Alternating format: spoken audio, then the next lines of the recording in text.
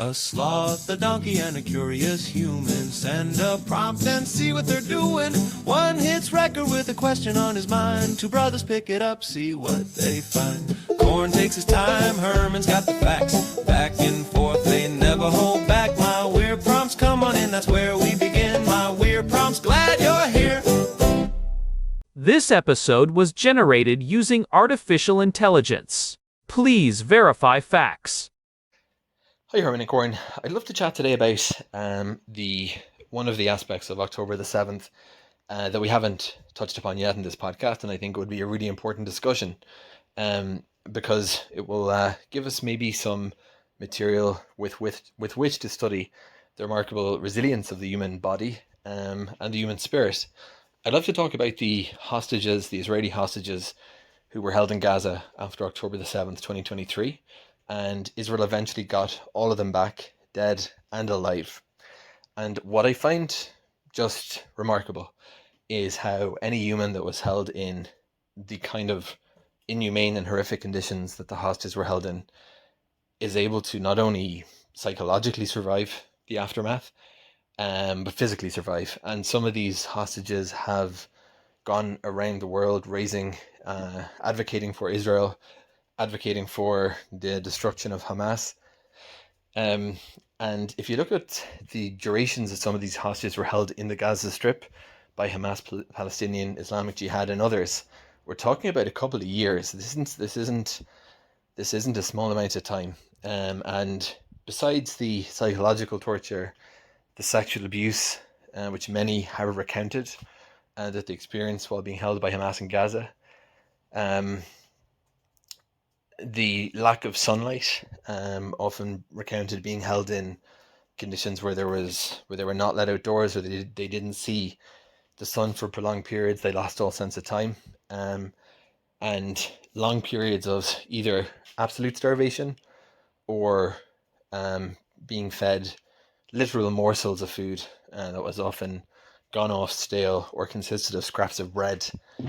So just looking at it from a physical standpoint, it's an assault across the board, whether we're looking at no exposure to the sun, and calorically no way could that sustain a body, and nutritionally totally deficient as well. And when the hostages were released, the world was shocked by the footage of how pale and gaunt they looked. They looked literally emaciated. And some of them were despite Hamas's efforts to put on these propaganda ceremonies, some were visibly unable to stand, being propped up by their captors. So what I'd love to know, Herman and Corin, is how it's possible for humans to survive that kind of period and those kind of set of conditions. And I don't want to really even go into the long-term effects, because I think it's sort of, we can all understand that there are certain scars on the soul and scars on the body that are probably not going to heal. And I think it wouldn't be probably too helpful or productive to talk about that in too great detail. What I would prefer to focus on is the actual recovery process for people who've undergone this kind of a situation, because if there's a way back from this, I think it speaks to how far anyone can go physically, and must be an absolutely incredible process for the medical teams.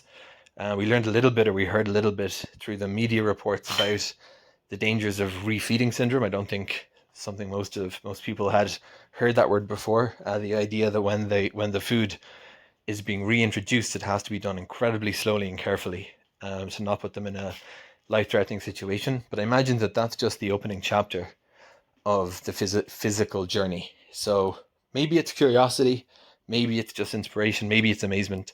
But I'd love to know a little bit more about how this actually works, and not just how the body has a hard time under those conditions. I think that stands to reason. In fact, I think it's amazing anyone can survive. But I'd love to know the process of being built back up, how that might work with today's medicine and multicare support. Over to you two. The human body is remarkably stubborn when it comes to staying alive. We often think of ourselves as fragile, and in many ways we are. But when you look at the limits of human endurance, it is almost terrifying what a person can withstand and still come out the other side. Today we are diving into a topic that is both incredibly heavy and deeply inspiring. It is February 27th, 2026, and we are looking back at a period of history that has redefined our understanding of human resilience. Daniel's prompt today is about the survival of the Israeli hostages who were held in Gaza, many of whom endured months or even over a year of unimaginable conditions. He is asking us to look at the science of that survival and, perhaps more importantly, the incredibly complex process of rebuilding a human being after that kind of total assault on their physical and mental state. Herman Poppleberry here. This is a profound area of study, Corn. We are looking at a unique intersection of extreme physiology, trauma-informed psychiatry, and advanced nutritional science.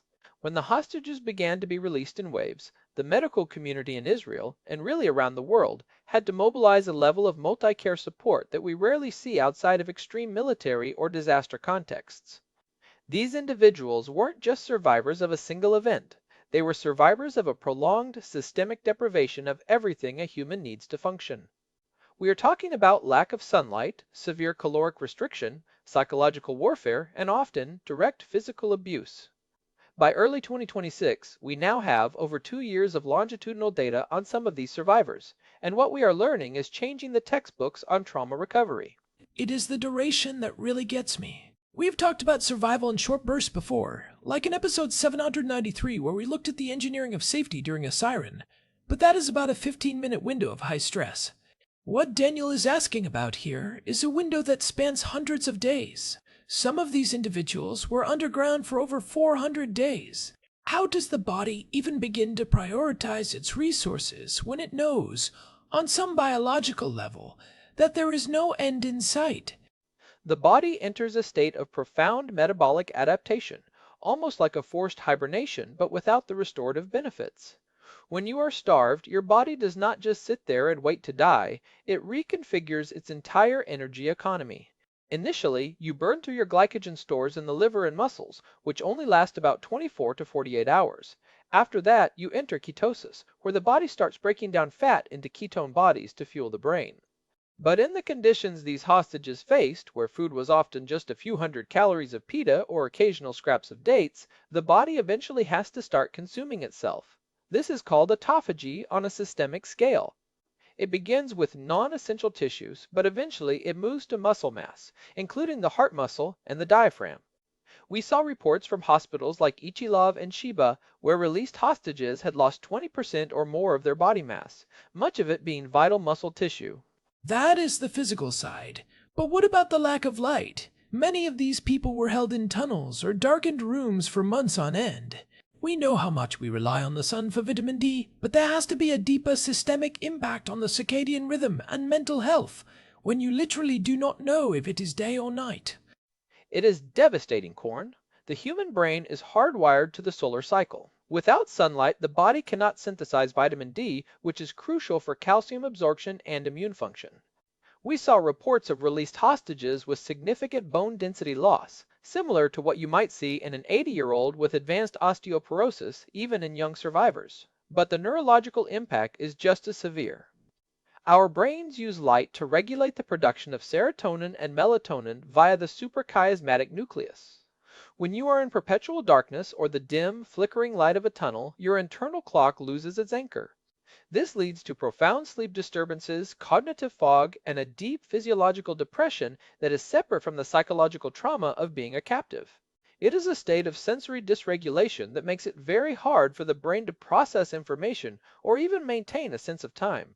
And then you add the psychological torture on top of that. Daniel mentioned the spirit as well as the body. How do you maintain a sense of self when your captors are actively trying to dismantle it? We touched on the psychology of interrogation back in episode 626, but this is different.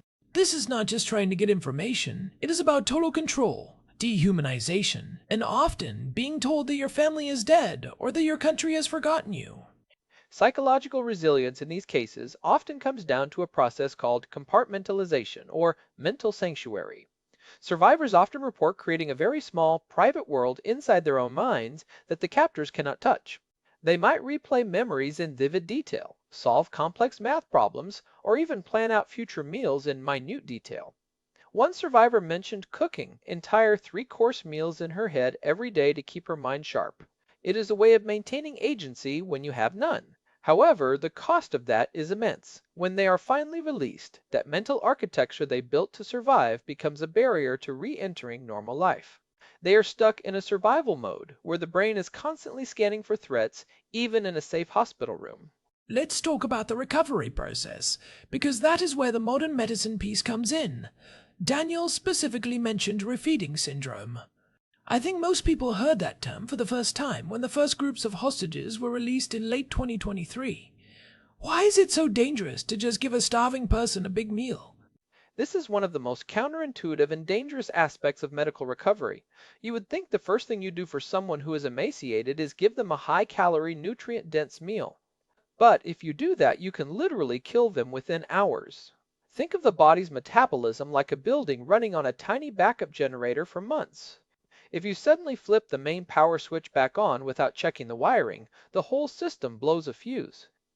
During starvation, the body's levels of intracellular electrolytes like phosphorus, potassium, and magnesium become severely depleted, even if blood levels look okay because the body is pulling them from the bones and muscles to keep the blood stable.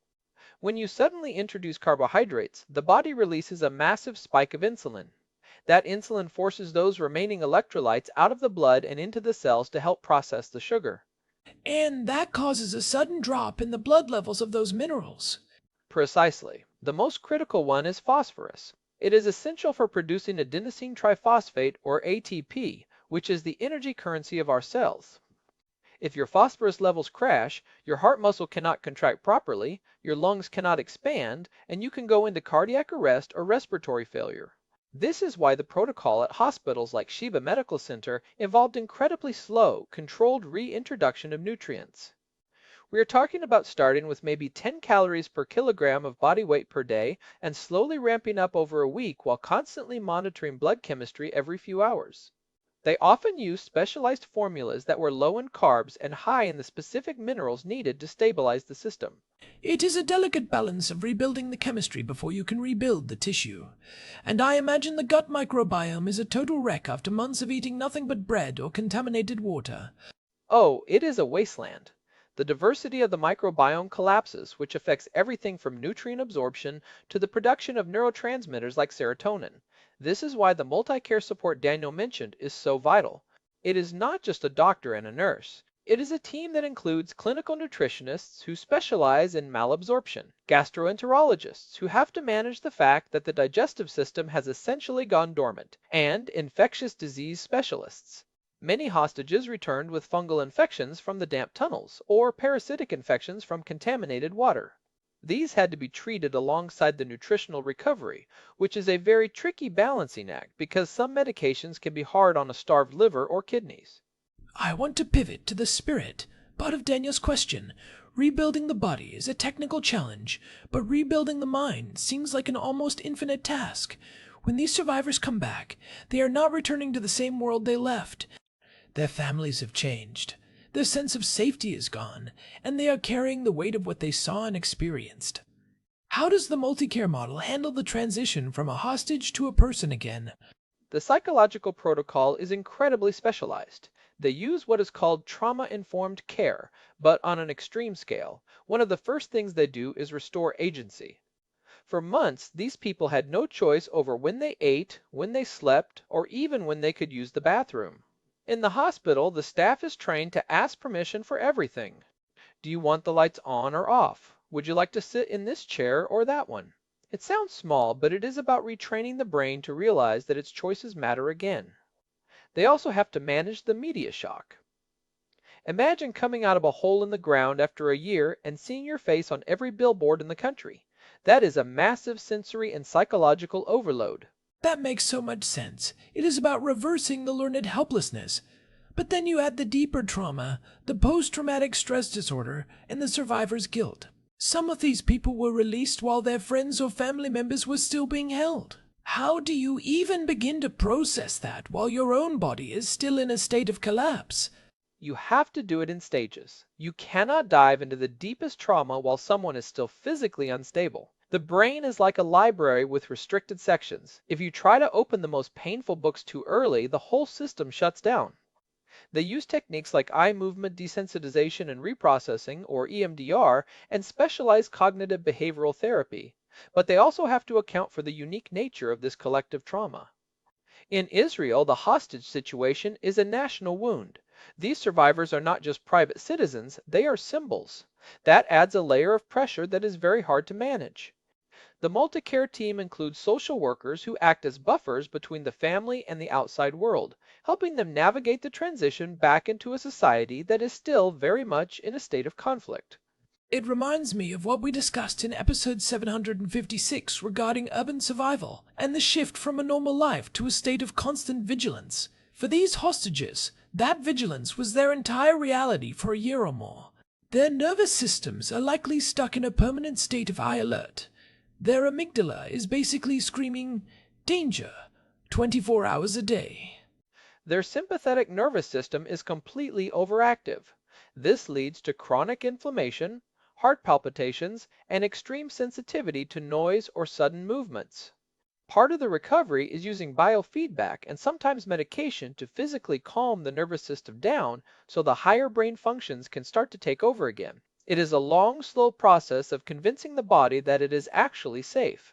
We also have to talk about the physical damage from the environment itself. The humidity in the tunnels was often reported to be over 90%. That leads to chronic respiratory issues and skin conditions that can take months to heal. Daniel mentioned that some of these survivors have gone on to advocate for Israel and the destruction of Hamas. That seems like a form of resilience in itself, turning that trauma into a mission. Is there a medical or psychological term for that? We call it post-traumatic growth.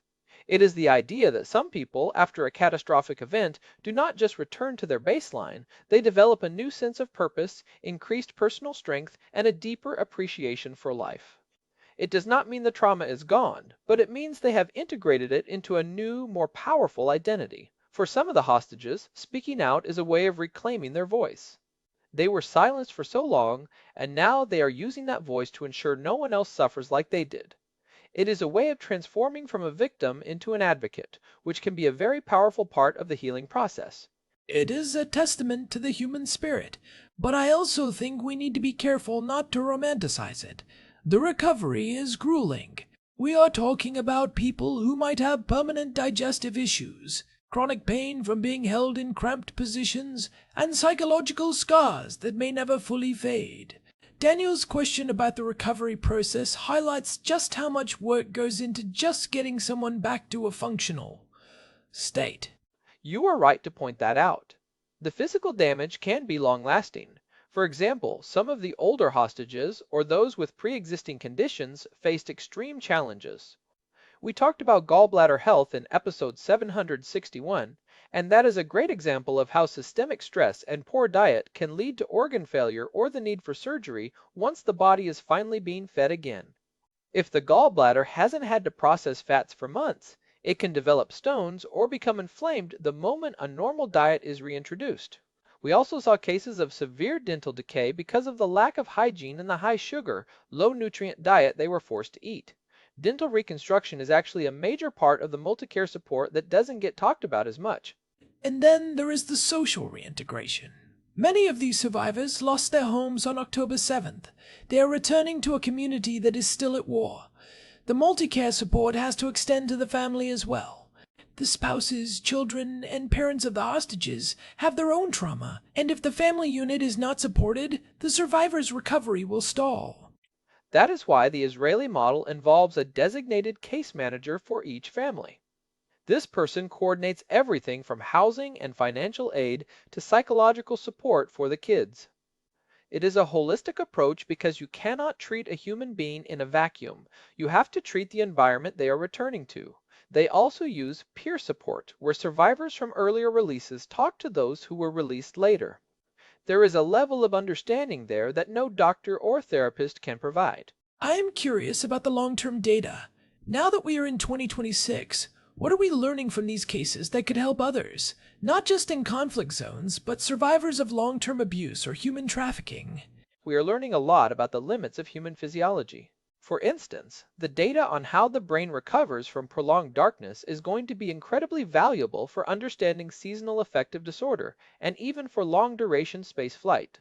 We are also refining our protocols for refeeding and specialized nutrition, but the biggest takeaway is the importance of the golden hour of return.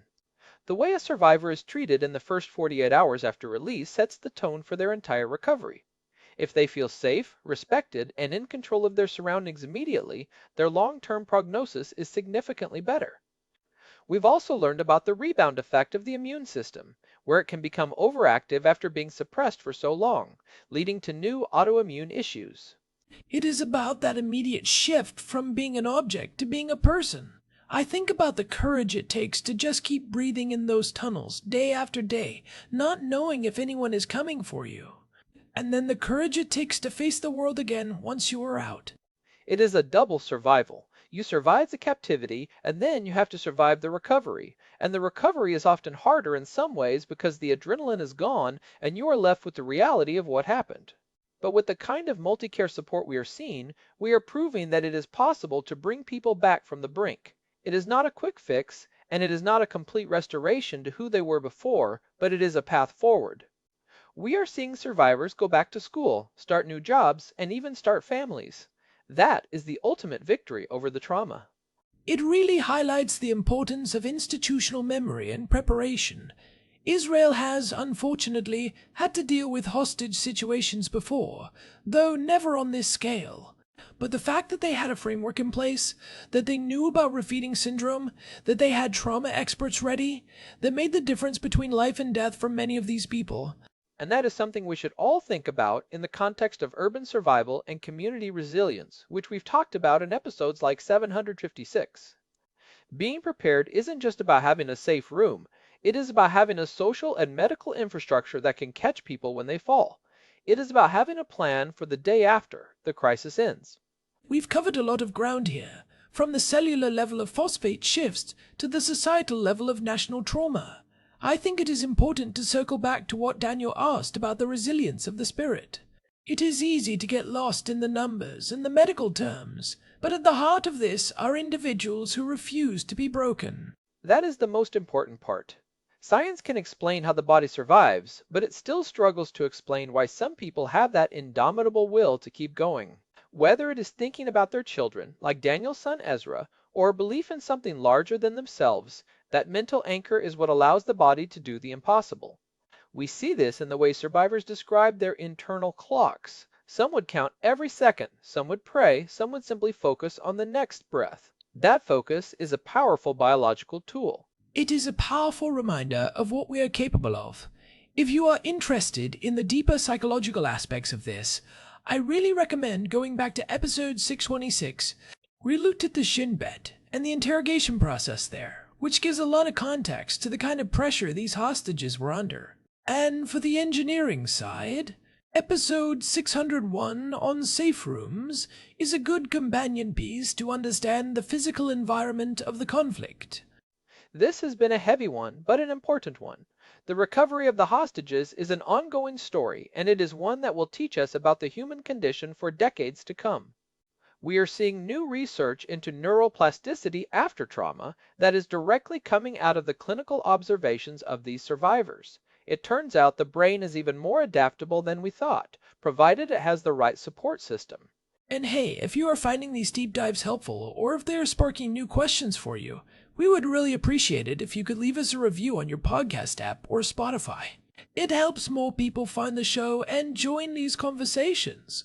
We are trying to reach a wider audience to share these stories of resilience and science. It really does. We love hearing from you all. You can always find us at myweirdprompts.com, where we have our full archive and a contact form, or just shoot us an email at show@myweirdprompts.com. We are especially interested in hearing from people in the medical or psychological fields who are working on these kinds of recovery protocols. We are available on Spotify, Apple Podcasts, and pretty much everywhere else you get your audio fix. And a quick shout out to Suno for the music you hear at the start and end of every episode. Thanks for sticking with us through a tough topic today. This has been My Weird Prompts. We will see you next time. Goodbye. Goodbye. This episode was generated using Gemini Flash 3. Text-to-speech engine was Chatterbox. Thanks for listening to our